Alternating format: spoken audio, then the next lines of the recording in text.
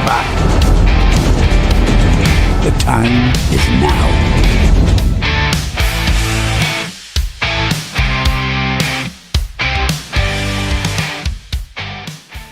You are listening to NUFC Talk Radio, the voice of the Toon Army. Live daily on the website, on YouTube, and on every online radio directory. NUFC Talk, the voice of the Toon Army.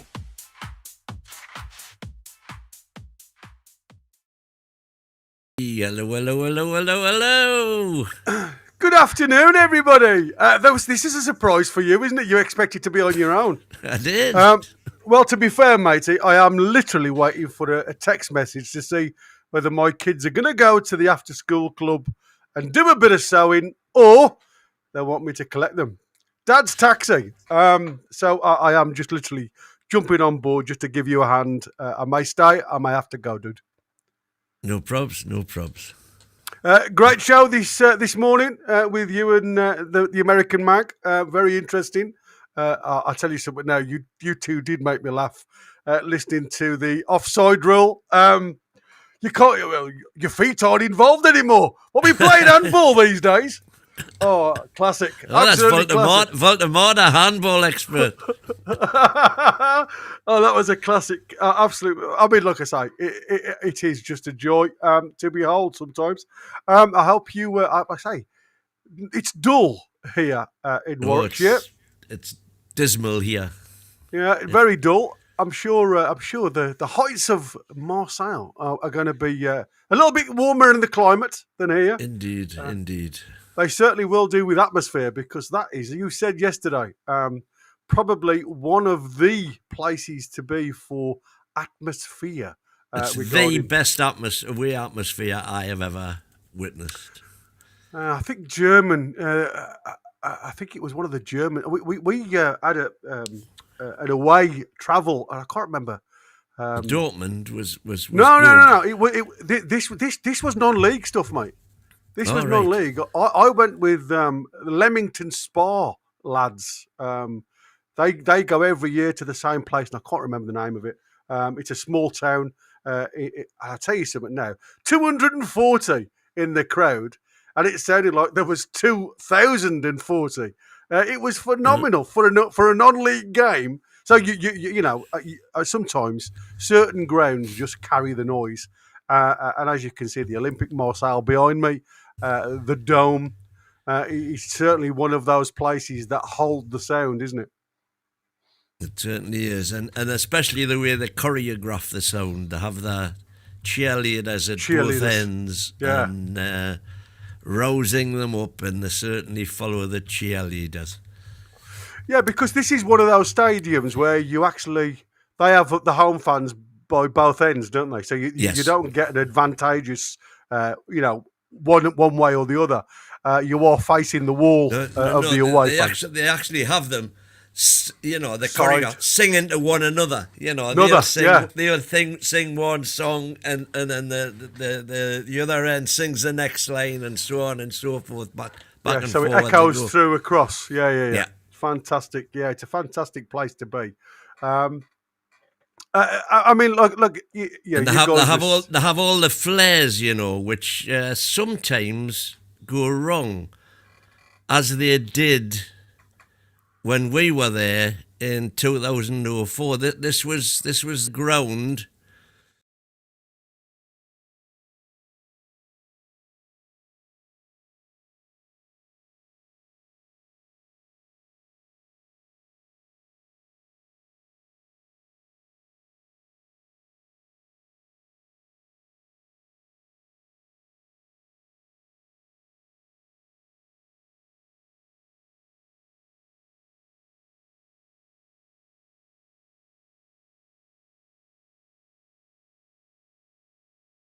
There we were just up in that top corner, and we were in the bottom there, exactly where the fire was, right, just behind the flares. Set off there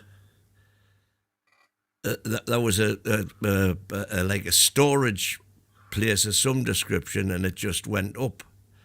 There must have been a gas cylinder in it, because it exploded. And scary stuff. It was very scary, I tell you. Yeah, I mean, it's like I said, it doesn't surprise. Well, it does surprise me the fact that we are we are into. Oh my God, the Indians got hold of Gary and scalped him. Oh, you've just noticed me beard. Yeah, I've had a bit of a trim. Winter hasn't quite got hold of me yet, so I thought I'd let the air get to me chin, get to me skin, see if I can pull some more of me wrinkles out my face. I'll just have to take my bra off when that happens. Anyway,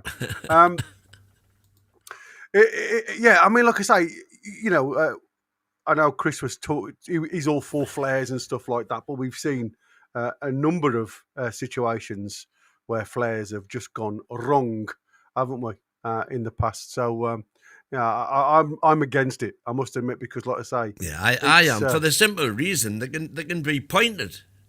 Well, absolutely, they're actual weapons, aren't they? Yeah, and we've seen it many a time. And for me, it's not something I'd like to see. Well, I go on the other side of it.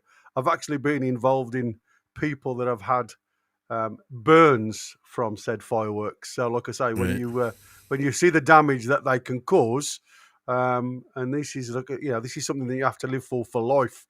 It's not nice, if I'm honest with you. So, yeah, I'm totally away and against that stuff. Pyrotechnics should be left to the experts. Just on about the velodrome or the orange velodrome as it is now. And, we are talking about stadium naming rights and so on and so forth. How much do you think they get off Orange for the naming rights? Oh, I have no idea. It's only £2.7 million a year. Wow. Compared to 16 million, for example, that City get off Etihad. Yeah, it's mad, isn't it, when you look at the differences between... It's coppers by comparison. I mean, Barcelona, Spotify Stadium, I think it is there, they are on something like £200 million deal over, is it 7 years, I think it might be. That's £30 million. That's what we need to be looking at. I was going to say, yeah, exactly. Do you think though, everything that we go for now, surely it'll be frowned upon when it comes to, just tell them where to run away to. And I mean, I suppose, I put in the comment this morning about every game now is a cup final for us, especially with this SCR situation coming on board, because we are now, the further we can go in competitions, the more widespread we become, the more global we become, because like I said, you don't ever get seen for runners-up in any competition. You never get mentioned. But obviously, the further we go in any competition now, the commercial revenue built from that is going to grow. And, we were talking before, we've quadrupled business since PIF have come on board regarding commercial business. So every game now going forward must have that in mind. Every game, like there was, we all know the Everton game is probably the one that everybody wants to win. But the further we go, yeah, I know you don't. I know you don't. I am with you when I say this, because I understand. For me, every game is important. There isn't one game over one other game that doesn't have its own level of need. Because I think you quite rightly said every game, is it 1.6 million? You might. Yep. That's this round, and then doubles in the next round and doubles in the next round. And that's why I said about the SCR. I think sometimes, you forget how much money that puts in the pocket, in the coffers. Yeah, I mean, it's and nothing. your extra fixtures, of course. There you go. That's what I'm saying. The further you go, and you get the momentum, you get that winning mentality, don't you? You get that winning mentality. So I do understand where you're coming from, and like I said, for me, every game is important because I just want to go and see the lads try. And if that means that they're going to have to change it up a little bit, then fair play. Let's change the team up a little bit. Let's give players a rest if they need it. And I'm sure that's where Stevie Bunce will have his penny's worth, if you like. But like I said, for me, the game itself was outstanding. The weekend, the Man City game. Oh yeah, the Man City game was outstanding, and I'm sure. Again, as I said to Chris, everybody's saying it was fantastic and outstanding and performances were brilliant. That's because of the result. If that result had been different, and it could quite easily have been different, everybody would have been complaining about those exact same performances. Yeah, you're right. I mean, there's a classic quote that I was, because I've just been doing some work for tonight's show. And I'm trying to remember what I was going to write down now. It was just on the tip of my tongue, and I was, me and my memory is blooming awful. And it was it comes from Pep's words, and it was a Spanish verbalizing, if you like, when he says, they just couldn't finish, and that's exactly right. When you look at the chances Man City had, if they'd have took their chances, if they've had the penalty, which could have gone quite easily in their favour, minimal contact according to VAR at Whitley Park. I mean, I don't understand some of these rules. When you say it's a coming together. I mean, they said that against with Dan Burn, shouldn't have been sent off. It's two players naturally coming together. Well, isn't it coming together all over the park? And like I said, would that have been given as a foul anywhere else on the park? I'm sure it would have. Whether he'd passed the ball, it would have been classed as a late challenge, even though he'd already, for example, passed the ball. Yes. And that was it. He already had the shot and missed, fair enough, but that was a foul. A clear. Tackle. Yeah. And the reasons why I put that in quite easily is the fact that if you look at the J7 foul, where he barged into Silva, right?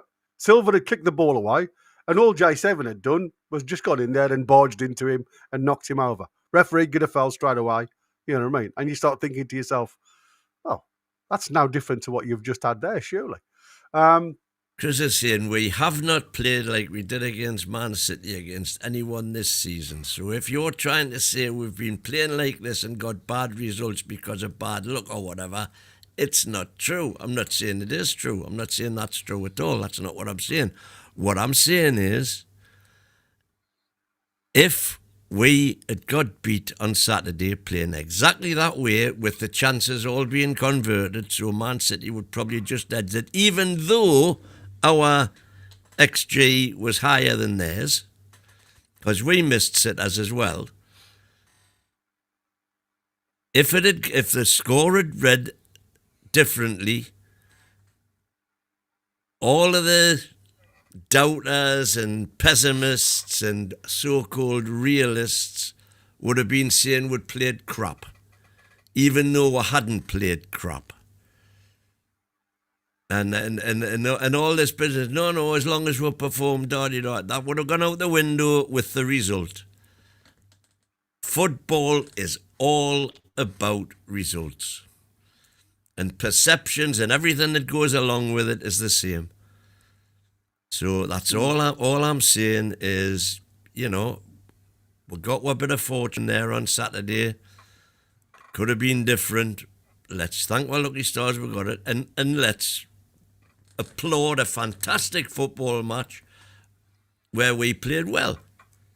Yeah, we did. Rode our luck massively, and we certainly did that. But like I say, at the end of the day, we cannot look back and say, I thought that was the first time ever this season, if you like, where we were clinical. We were very wasteful in the first half, but in the second half, I think the difference between us finishing outside of that is the fact that we finished better in front of goal. Rodale, look, there was a couple of times where Donnarumma was. He said he was fouled by Harvey Barnes. Hilarious when you watch it from behind the goal because Harvey Barnes peels off his defender who was marking him. He runs into the goal itself, then pushes Donnarumma out of position. The ball then gets headed to the back stick. Obviously, Bruno then gets involved, and there's lots of little niggles, and I look at it and I keep thinking to myself, how many times has that happened against us and we've got nothing? We've got the goal against us or something like that. So I suppose sometimes, I totally agree with what they say. 30-odd games proves to where you're going to be in the league, but it also equalises any bad luck you get.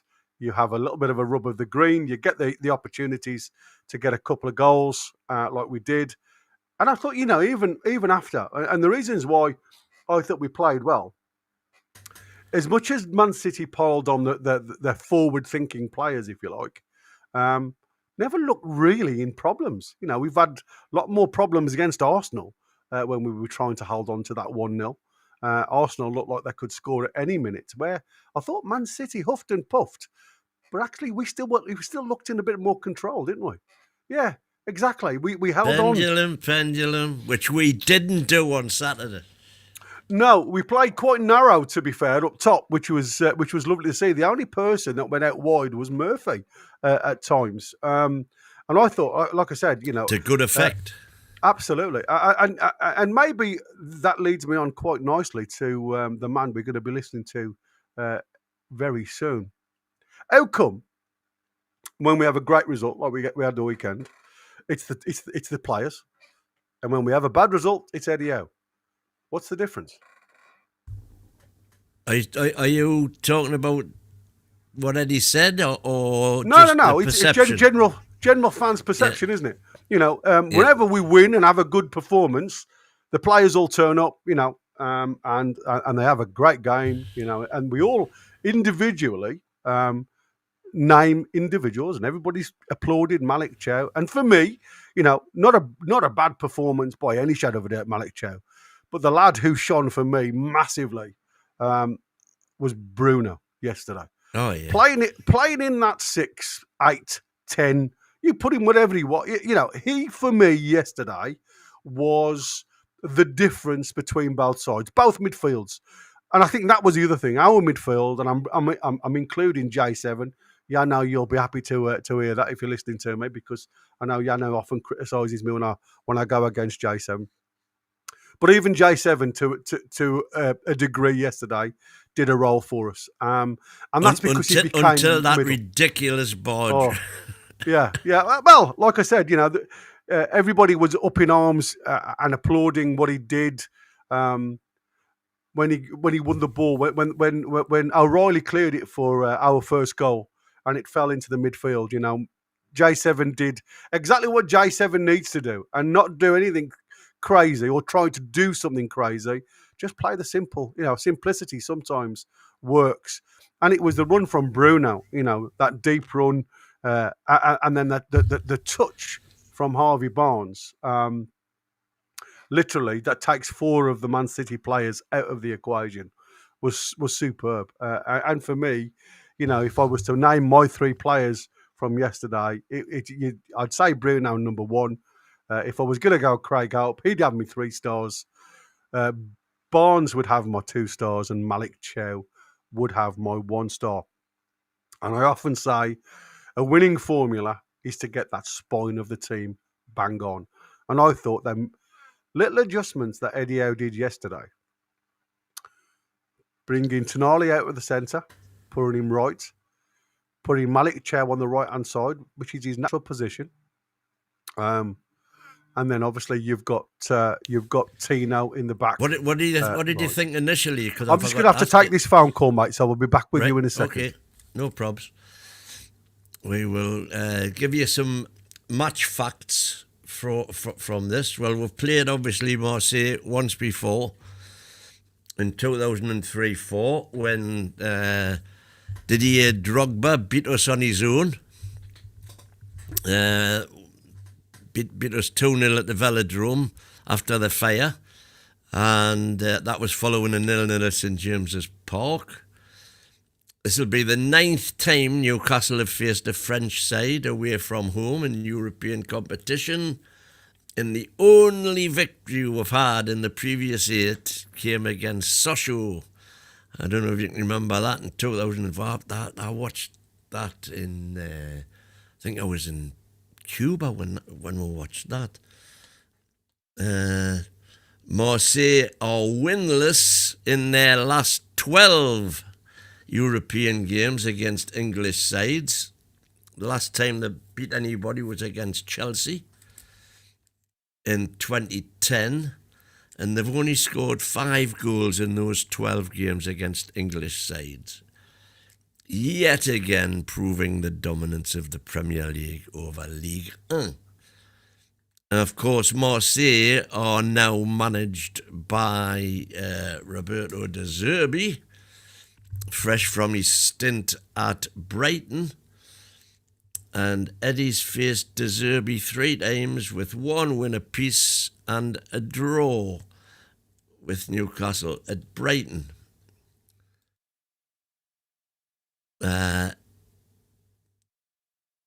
We'll be looking to win 4 consecutive matches for the first time ever in Champions League, having beaten USG, Benfica and Bilbao. This will be 4 on the trot. Keep it going, that's what I say. Whereas Marseille are having a awful season in the Champions League. They beat Ajax, but they've been beaten off Atlanta, Madrid and Sporting. And on 2 of those occasions, they've done a Newcastle, they've taken the lead and got beat. So, bottom line is, don't be throwing all your toys out the pram if they score first tomorrow. Because this year they've got a habit in the Champions League of throwing away leads. Yeah, that's right, mate. It's an interesting one, mate, because like De Zerbi's saying now that they are progressing. His team is more or less saying that they are progressing well against teams that have been a little bit on the lower block. So lower to mid block, he seems to have a style of or a way around that. But you're right, they've had a really poor campaign. I mean, you know, they lost in the last minute, didn't they, to Atlanta, who were struggling in Serie A. And that's what I'm saying. You know, every game, as much as I think Marseille at home are very strong, you know, they lost against Atalanta at home. So, like I said, anybody can go anywhere in this Champions League and get a result on the night. That's why I like this this style of football, because it takes away that defensive nature to a degree where, you know, you play everybody home and away, the 8 games home and away. And a lot of the times when you go away, a lot of the opponents that you're up against are very defensive, you know. They'll know that they've got to beat you. You know you've got to try and keep it tight away from home and go for them at home. I think this new system takes all that away, and it's on the night. It's how you perform on the night that can get the results. I've got Steve Rackerman. I can't find him on there. I've just seen him in must be one of the last. Saying he was there when the fire was there. Why has it not come up? It's on the chat on our screen. Oh, you've got it up there. You've got it. It's on. All right. I can't recall any bother though down it. No, that was great atmosphere down the port. This is what I can't understand all this. Bear in mind, it's 20 years ago. Yeah, they've stopped them, haven't they? Things might have changed, But we were all down the Vieux Port, the old port, and it was fantastic. There wasn't a pick of bother. It was a bit hairy walking back from the velodrome back into town, but no, it was a great trip altogether. Apart from that fire. Yeah. I read some reports saying that they have stopped all the away fans going down to the port. So I don't know what's going on there. So it's interesting. Something from the police. This was. Yeah. Well, the police have issued the don't wear your colours and all this nonsense. Yeah, only when you're in the ground display your colours. That's. I mean, to me, if that's the case, UEFA need to look at it and say, right, well, if it's that dangerous to go to Marseille, you're not in the competition. End of story. Yeah, I suppose you're right. I mean, for me, there's nothing better, I don't think, than travelling into Europe. But I look at things now and think, sometimes you're better off in a group than individually. We used to travel ones and twos, but obviously now I'd rather be going with fives and tens rather than individually. 10s and 20s, Yeah, absolutely. Because it doesn't matter where you go, to be fair. Well, like I say, when we went up to the ground, when we all made our way up to the ground, there was, like hordes, hundreds. Yeah. It wasn't kind of organised procession the way they do at St James's now for the away fans from the town. But it was, just a constant. There was you were always near hundreds. But coming out of the ground, back down into the town, that was different. Everybody got separated. Yeah, Ricky D's saying, is it more dangerous than Naples in the chat there? I mean, to be, like I said, everywhere. But France is notorious, especially over the last 18 to 2 years. You've seen a lot of stabbings individually. It's been quite, not a report, Gary, it's official travel instructions. There you go, says Brian Quinn. This is key information regarding safety in Marseille. Supporters are strongly advised by French police not to visit the old port, the Vieux Port area of Marseille during their stay. For safety measures, supporters are advised not to wear anything that will identify themselves as Newcastle United supporters or congregate in large groups on the evening of Monday the 24th of November or all day on Tuesday the 25th. Street crime, including pickpocketing, can take place in Marseille. Supporters should be vigilant at all times, take sensible precautions and ensure that they have valid travel insurance. Supporters should not hang flags or any items of club colours in the city of Marseille. Anybody without a valid match ticket should not travel to Marseille. Match day mandatory. It's a mandatory fan meeting point in Marseille. In Marseille, yeah. So the only place supporters can gather is at the mandatory fan meeting point at Place de la Joliette. The requirement has been put in place by local authorities and the police in Marseille. Fans can gather there from 11 a.m. onwards on the 22nd, Tuesday the 25th, sorry.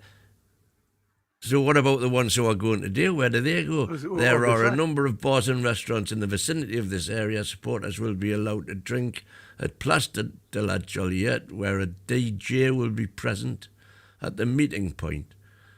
There will be ample toilets in this location. Mandatory transport to the Stade Velodrome will leave from this. Mandatory transport to the Stade Velodrome will leave from this location, and supporters must be in this location for 16:30. There will be no exceptions for any supporters making their own way to the stadium. That's crackers.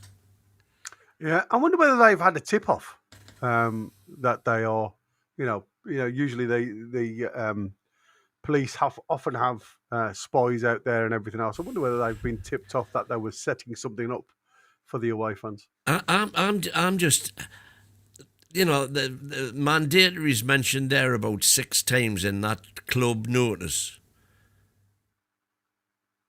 Yeah. Under it's what? Highlighting mandatory. Yeah, exactly. Where's where's the freedom? Under what law or regulations is that being enacted? Maybe that's the only area that's been policed. Maybe for safety reasons, what they're saying is they've accommodating so many officials to police that area. They can't police everywhere. So for your safety, this is what we are recommending. But they're not recommending. They're saying it's that's what I'm mandatory. Saying. Mandatory. Yeah, exactly. And that's what I'm saying. I think the wording is wrong because you know as well as I do. You tell somebody you've got to do this, and they'll do the best to do the opposite, won't they? And like you rightly say, I mean, what do the fans do that are going today? That are already over there? Some I believe went on Sunday and having a couple of days in France. Côte d'Azur. So it's a nice part of France, to be fair, Marseille. But you're right. I think that's that word mandatory is used far too often in that sentence, and I think they need to cut that down a little bit. But like I say, for me, that's the only logical explanation that I've got.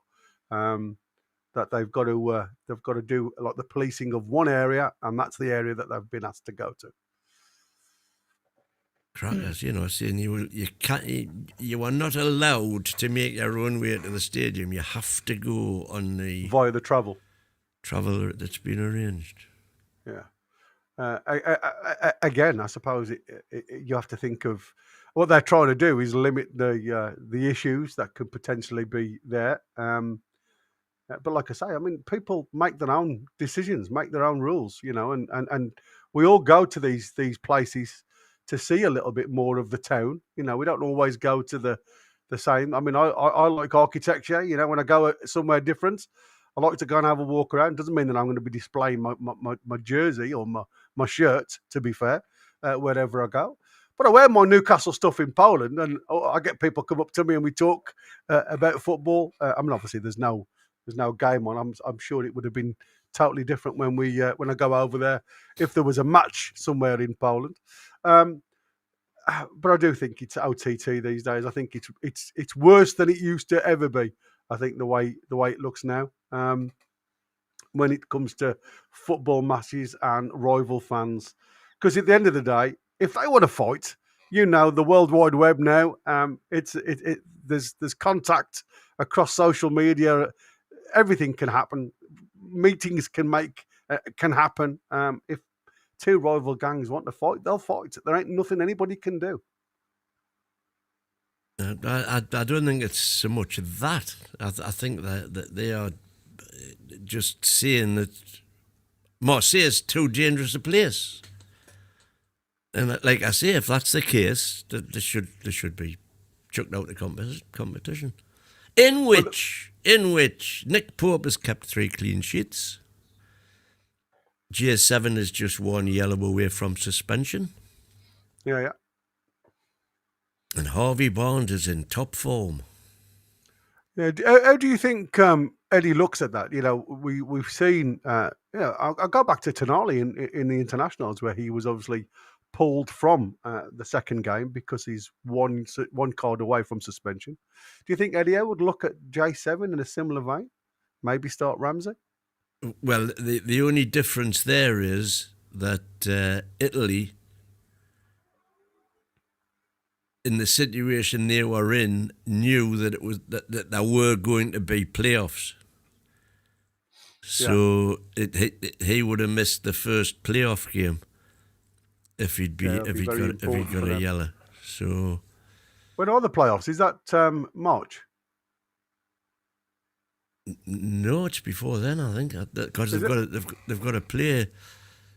I know they've got to play another 2 games, haven't they? Is it two games more, 4 games, 3 games more? I'm not sure. Yeah, because you'll have. I thought you've got there's Italy, Sweden, Bosnia Herzegovina, Wales must be in there, are they?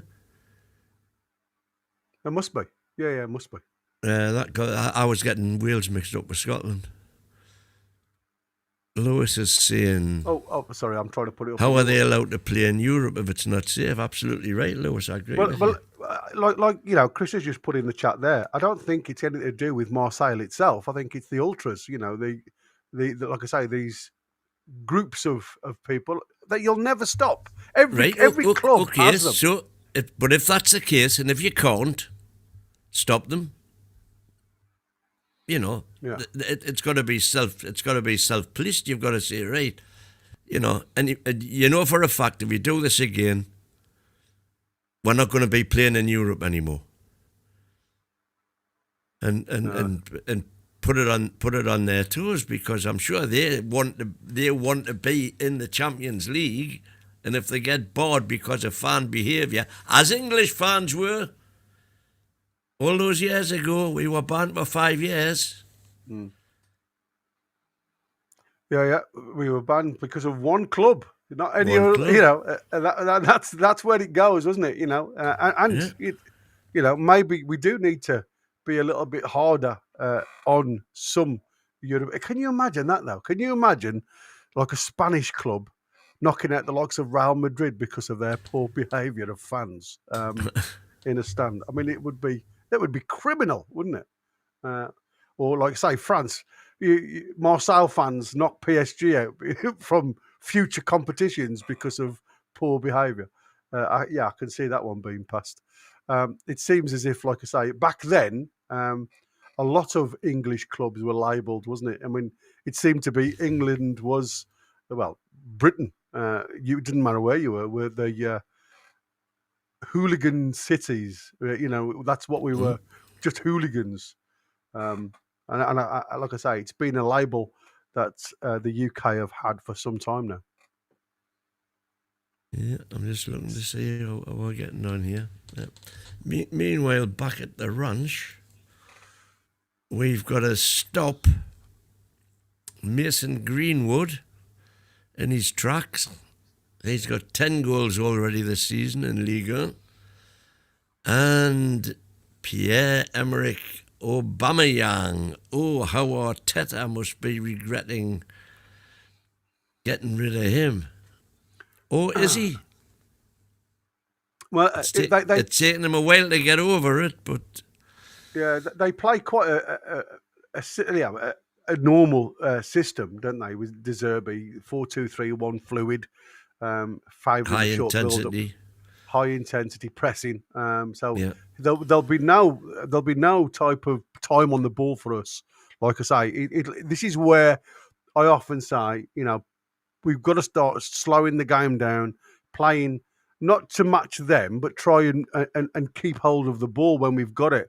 And then, as we did with Man City, because again, you listen to the 90s mags where they were talking about Newcastle being all out, intense. It didn't seem that way to me. It seemed as though there were, again, trigger points. And I go back to the first 25 seconds or so where Donnarumma picks the ball up.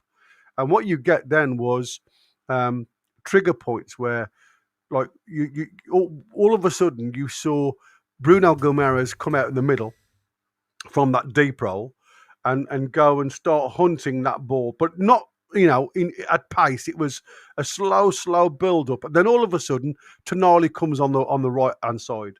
J7 comes on the left hand side. Barnes and Murphy are there. You got Voltemada all there, and all of a sudden, it's like panic. Do I go long? Do I go short?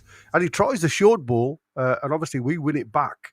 And that's when Harvey Barnes, unfortunately, couldn't hit the back of the net. He makes Donnarumma save it, but it's that change for me where you're not hunting at pace, but you are still hunting in packs, and you need to have a little bit more of I don't know, a singular point where the press starts, and that to me is massively changed what I've seen against the Man City.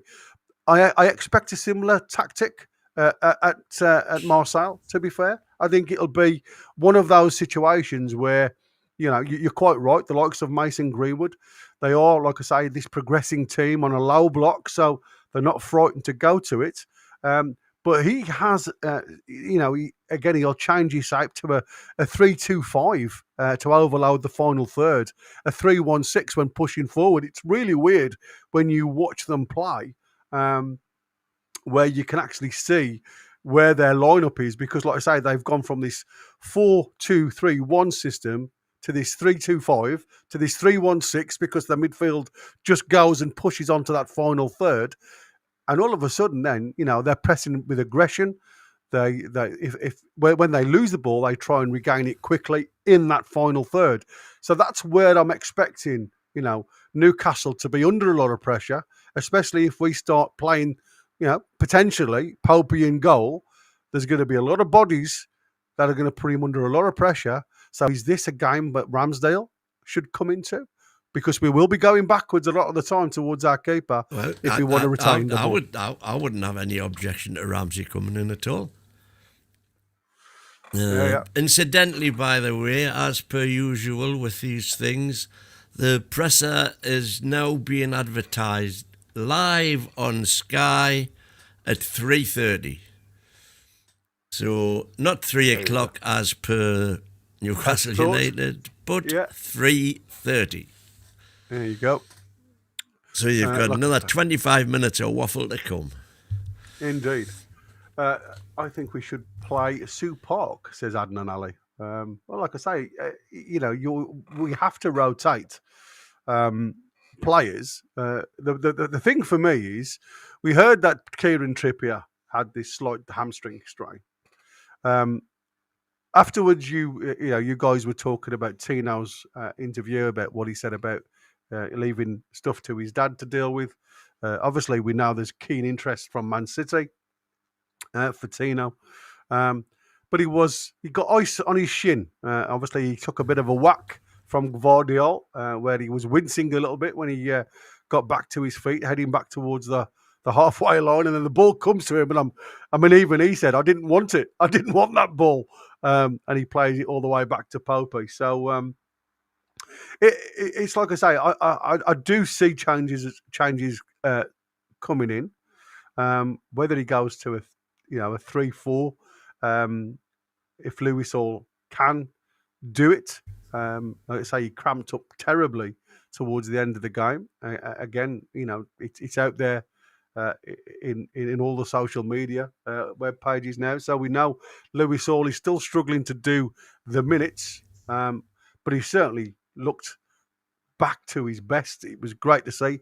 And so did Tino. I think, like I say, with the support he had from Malik Chow, the support he had from Tonali on the right side of that midfield, I thought it was a really good tactic that Eddie Howe put out there. And like I say, even though, both me and Chris at the time, at the start of the match, were both going, well, that's interesting, having a look at Shaw at left-hand centre-back. It's not something that we regularly see him there, especially when you've got Botman on the bench. So, was that because of the progressive balls that you get from these guys rather than, just the blocker that you get from Botman?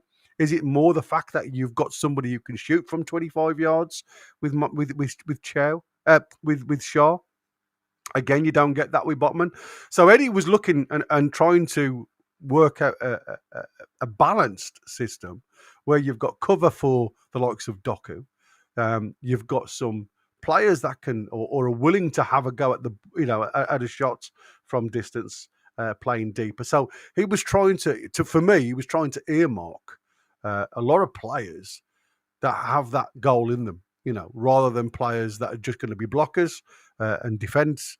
It was a case of, can I give you a team where I've got multiple outlets and can increase my XG during that game? And I think he did it to a T. I really did.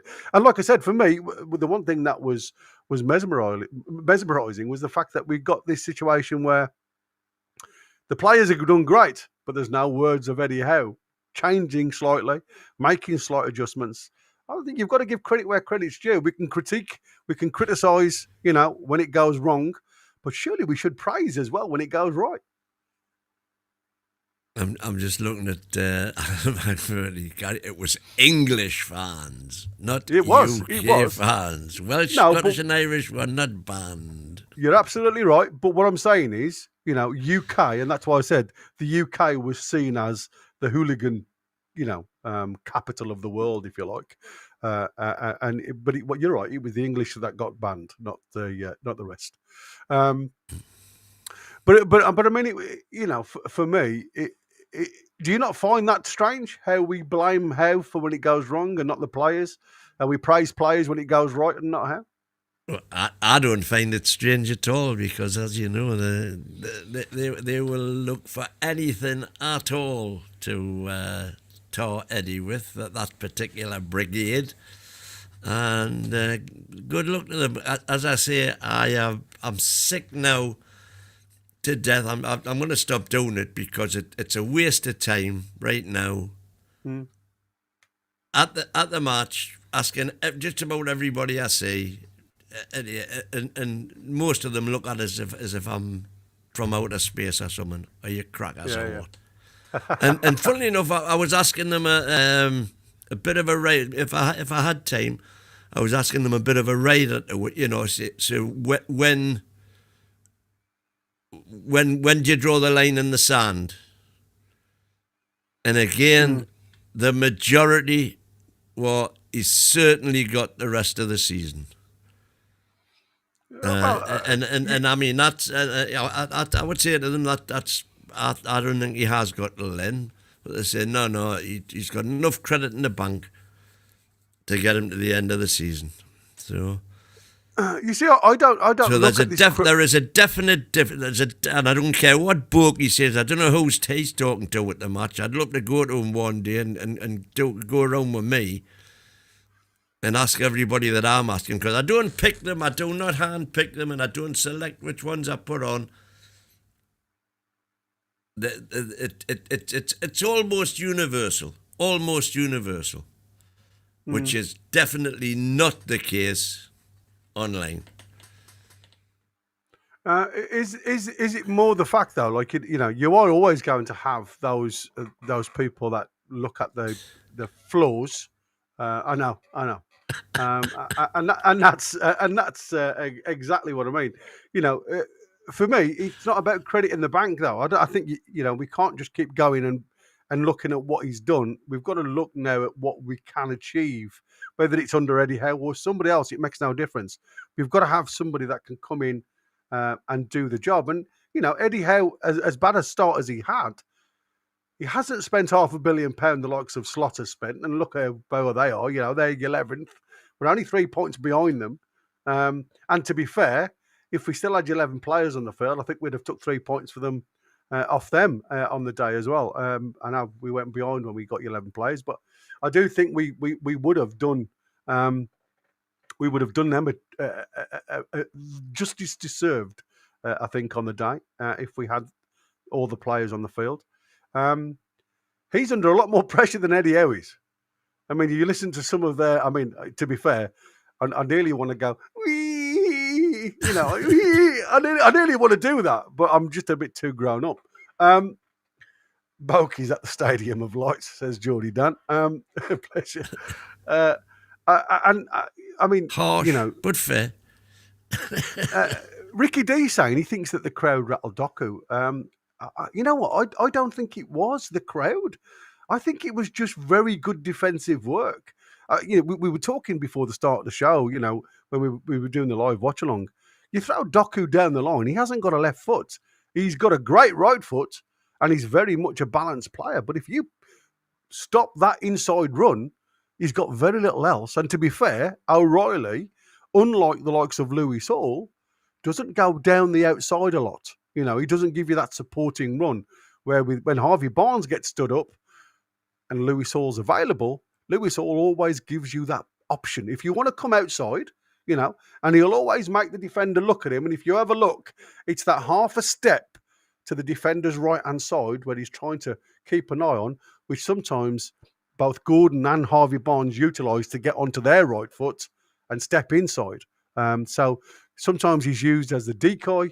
Sometimes he's utilised with the ball. So I think you've got to have a team. At the end of the day, it's all about a team effort. And to a man yesterday, and that's why I said it.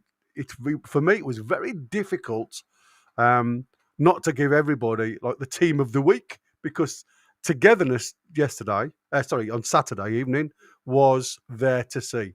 And I can't understand why we can't see that week after week after week, because again, we go back to it's the mental. It's got to be mental state. It's got to be the attitude of players coming into the game, the Brentfords, the West Hams, and making it sound like all we've got to do is turn up and we've won this, and it doesn't work that way. But you're saying, why can't we do it every week? The reason is very simple. Every week we haven't had Tino and Hall playing. Yeah, well, I agree with you, but that doesn't stop everybody else from performing. And like I say, yes, we haven't got an out ball. You're absolutely right. And it's easier when everybody's playing in the system, and it's easier when you've got three midfielders. It's easier when you've got players up front who score goals. And I think that's the massive difference. We've been shouting out for somebody to get closer to Voltemada, to get the best of both. And Eddie Howe, then, he also admits the fact that and Tino did in his post-match interview, without obviously going into it. They've worked very hard in the international break, even though they haven't had Voltemada, to actually include Voltemada's play and how he adapts to, we've got to adapt to him rather than him adapting to us, because his style of play isn't going to change. To get the best out of Voltemada, you've got to work the Voltemada way. And I think Eddie Howe did something like that against Man City on Saturday. And like I say, with Harvey Barnes coming very narrow, virtually playing in that 10 slot, I think he did a cracking job with that. And I'm just going to stick this up, not to blow my own trumpet, because I did get the prediction right on Saturday, but well just because it's Brian Quinn. Brian, you are one of only 10 who haven't got their predictions in for the Marseille game. The other 9 being PDK, RJ Fox, Darren Lee, Betsy, the lovely Betsy, Steve Rock the Toon, Amrit, Jonathan Shaw and Ronald Turnbull. Also need to get your scores in. You've still got plenty of time, obviously, but just to remind you, because I think you missed a couple of matches ago, Brian. Oh, there you go. I didn't know. Were you guys talking about some? Because I could hear you in the background when I was doing some work Danny Whelan. His dad's a Geordie. Ah, that's what you were saying, right? Yeah, he's the punter of the Green Bay Packers. Right, got you. Because you were talking about McTominay 1 minute, and I'm thinking, what? McTominay's dad's a Geordie? No. That was just Chris saying. But I was jumping. Yeah, I was jumping in and out different rooms, you see, and I could hear you guys talking in the background, and I'm thinking, oh, what's that one? I haven't seen that one before. Apparently, Eddie wants him. Well, like I say, he certainly wouldn't be one that I would turn my nose up at, because I think he could do a job for us. Well, I did turn my nose up at him 2 years ago, because I said he's no better than Longstaff. Oh, he's a good player, but he's got to play for the manager. You've got to play for the right coach, and that's why a lot of teams, we are seeing it to a degree with Elanga. Sometimes coaches' tactics just don't suit the player, and that's not the player's problem. It's the fact that it just doesn't work in your favour. But I have been somewhat disappointed in Elanga since he's come on board for the money he's cost us. Indeed. If anybody that's just joining us, by the way, the presser has been moved back half an hour. It's now going to be at 3:30, we are reliably informed. So not long now, 6 minutes now. And if you have just joined us, smash the likes, folks. Share, subscribe, all that sort of good stuff. Yeah, indeed. Become a member if you feel that way inclined. Get all the extra stuff. And comment. We'll love your comments. Indeed. Let's go through some comments then. This one here, Toon Assassin. Tino and Hall balance the team. We play closer together, and this also gives Bruno more chance to move forward like he did for Barnes' goal. But I agree with you. I mean, what we have when you say play closer together, is you're obviously playing 15 meters further forward when you've got two attacking fullbacks like that. And again, you talk about Tino, giving praise to the likes of Murphy in front of him. And again, if even though I think Murphy had a great game, he had a couple of really good passes and crosses into the box that we should have. I mean, he should have got a couple of assists on Saturday. But we don't, like I say, we aren't always privy to the roles that Eddie Howe sets them.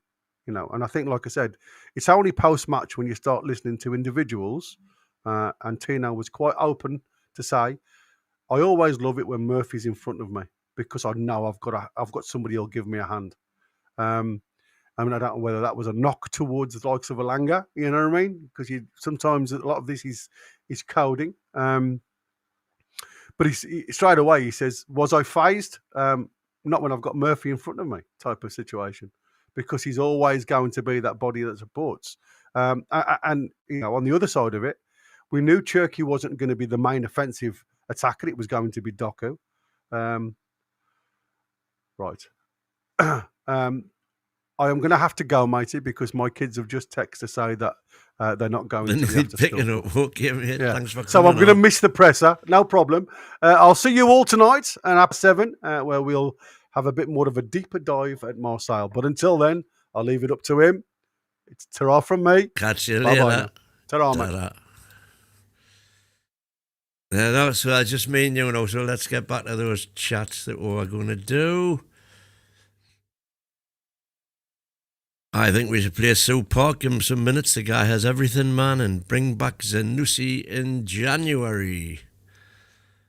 I would rotate, leave J7 out and play others. Options. Nice to have them.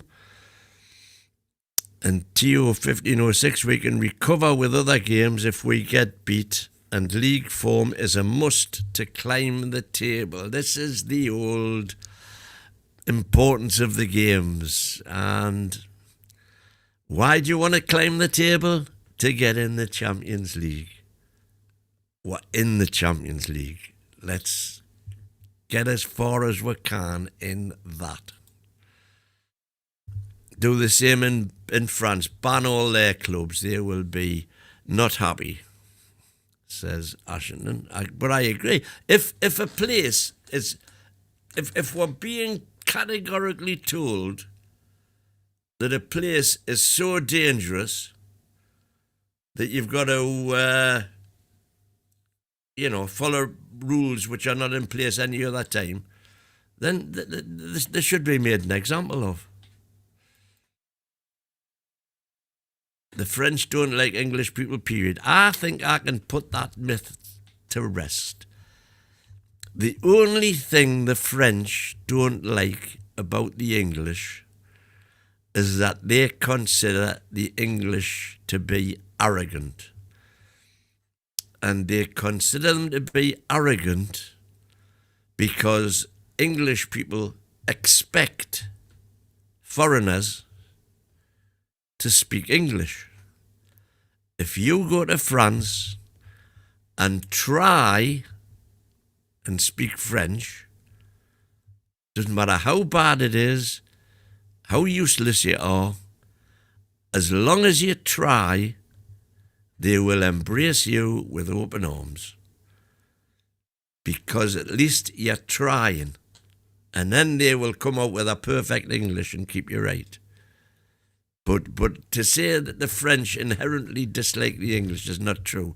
They don't like our arrogance in assuming that they should speak English. Which they've kind of got a bit of a valid point on, I think. But there again, I love speaking foreign languages, so... what else we got here? Let's have a look. Diction, book. What was this one? People asking how to go is getting boring. It happens after every defeat this season. look at the teams near the top. It's a strange old season. There's already plenty of time. There's still plenty of time to improve. Howe should not be sacked. He has transformed the club. Yeah.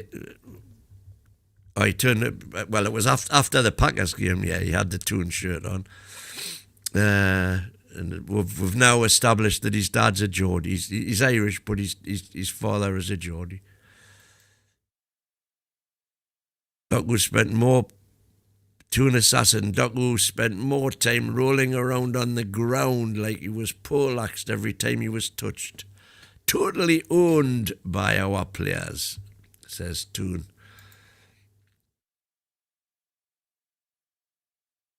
Teams aim to survive the first half hour and score first when we are having a little rest. Well, I've said this, Ricky. I've said this before many times on the channel that the first 15, 20 minutes of every game this season, we've been good. And then we seem to do that. We seem to go all out and then have a breather, which makes sense. Except when we have the breather, we seem just so vulnerable. And again, you know, hop, it's the fullbacks. You know, Dan Burn is not a left back. I'm Dan Burn's biggest fan, as everybody knows. But is he a left back? No, he's not. Is he the best left back we've got? If Hall is not available, I still think he probably is. So if Hall isn't available, you've got to play him there, much to his detriment. Livramento and Hall make a big difference to the team, and no Wissa. Don't believe Howe is in any danger till the end of the season unless there is a total collapse.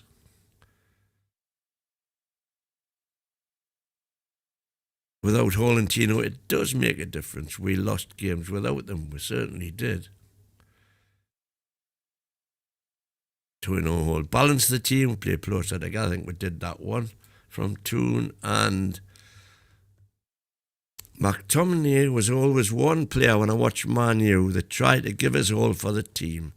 This is what we ask for in our players. Good player to have as a rotation type for J7 and Bruno. Yeah, well, certainly in the form he's in right now, and some of the performances for Scotland have been exceptional. But there again, some of Anthony Gordon's performances for England have been exceptional, and he's not doing it when he comes back in the team. What's Lewis is saying happens all the time when teams, players, we slightly touch them, they go down and get the free kick. He can take out like 100 miles an hour. I don't get it. And Marco, it's not the natives that's the problem, it's the North African youth in Marseille. It's getting like that. The Toon Hippie Green at Grace Monument. Right, well, of course, you're bang on what you're saying, because they've got a massive immigrant population now in Marseille, which is, increased exponentially in the last 20 years as it has done here.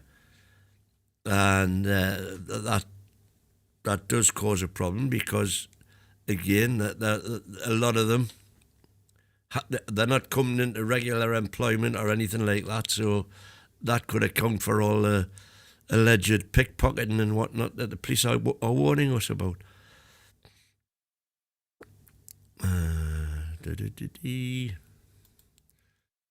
I loved Burn and Hall 2 seasons ago. Burn was schooling Hall. Oh, well, there you go. Maybe he was. But Dan Burn is a centre-back. And therein lies the problem. He's not a left-back, although, of course, he did that great job when he was a bit younger a few years ago, when he was part of the best defence in the country, as I keep on reminding you. What else have we got here? Let's have a look.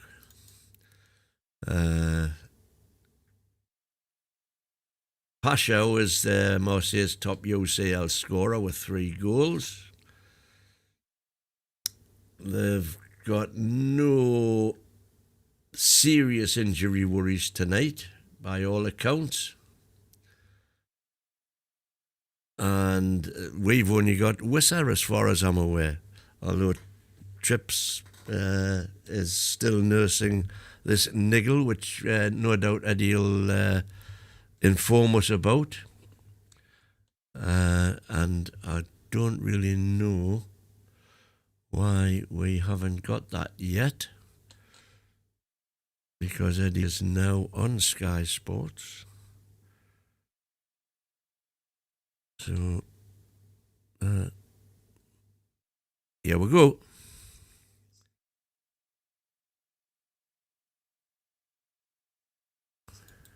All the things for me that are positive, but we need to help that make our performance stronger. Thank you. Kieran? Good afternoon. Obviously, you had the big home win the other day. Going back to the issues you've had on the road, as you mentioned with the atmosphere, does this feel a real litmus test? Have you changed anything with preparation for away games lately, given the issues you've had? Well, the Champions League games are different to Premier League games, so I don't know if you can look at it that way for us. Yeah, we're always changing things and tweaking things, as we said before Manchester City. We've travelled early, we're going to train on the stadium.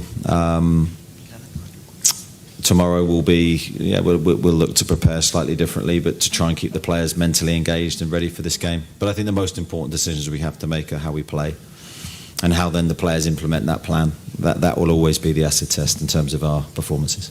Okay, RMC? Oui, bonjour, question en français? Yeah, so question in French. You should... So a question about Mason Greenwood, who's the best goal scorer in the French Championship. We had a question about him, and Roberto De Zerbi said that he's... Well, the Mason Greenwood that he knows he's a totally different person from the Mason Greenwood that was depicted after his extra sportive behavior. What do you think about that? I don't think mine's come through. Okay.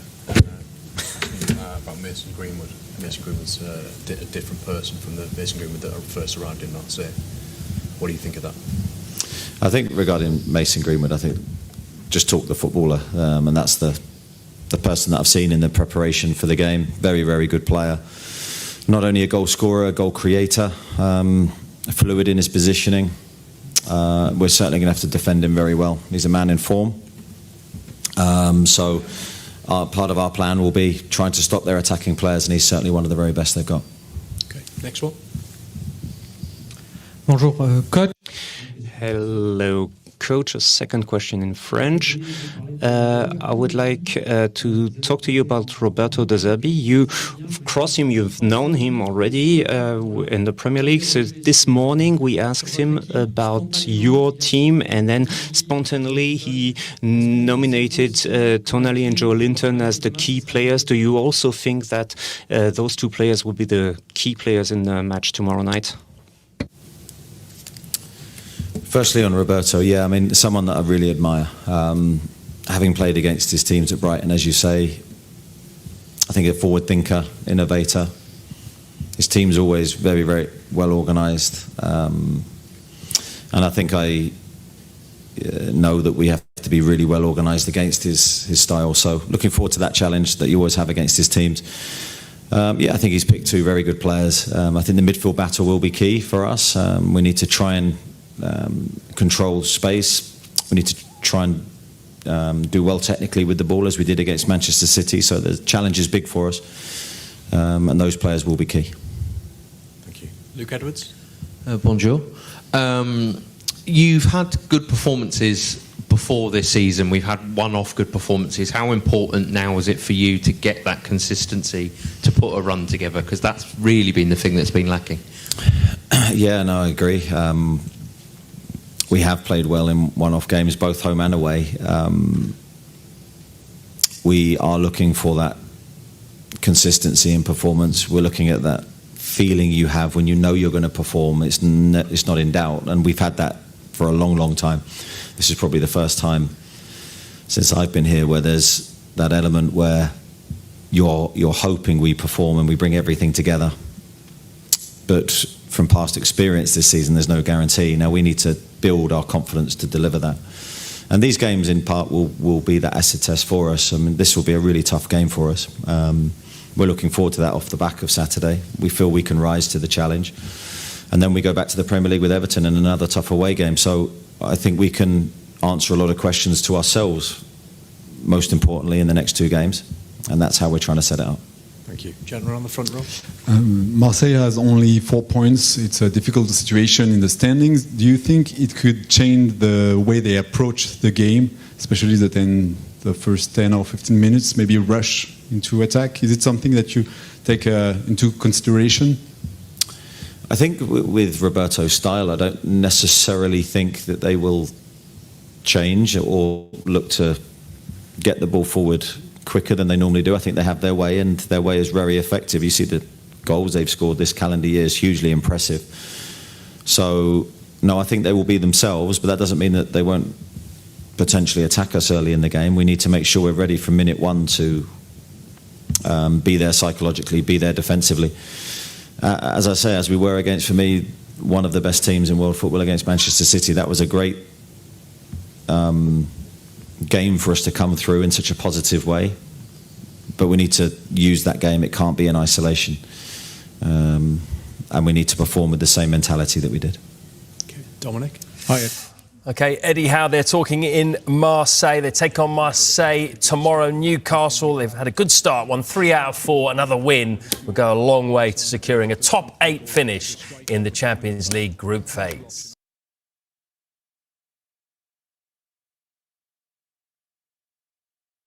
Hey. So, what did he have to say? Not a lot, really. I was expecting more on the injuries. I don't know whether we maybe missed those, getting there late.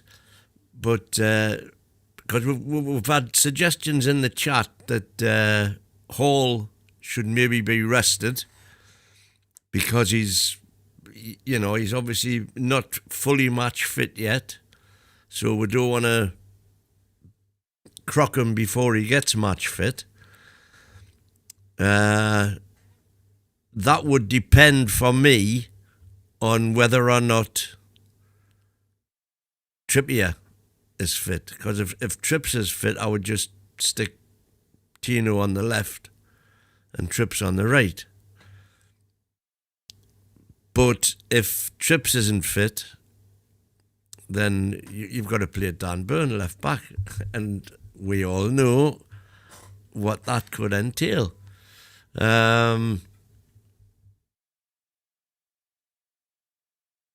Pay your money, take your choice, folks. Pay your money, take your choice. We've got Marco saying McTominay was a super sub for Man United. He scored a canny few times coming off the bench. But I don't think McTominay now is going anywhere to be a super sub. If he's going to move, he's going to want to be moving somewhere where he's more or less a guaranteed starter.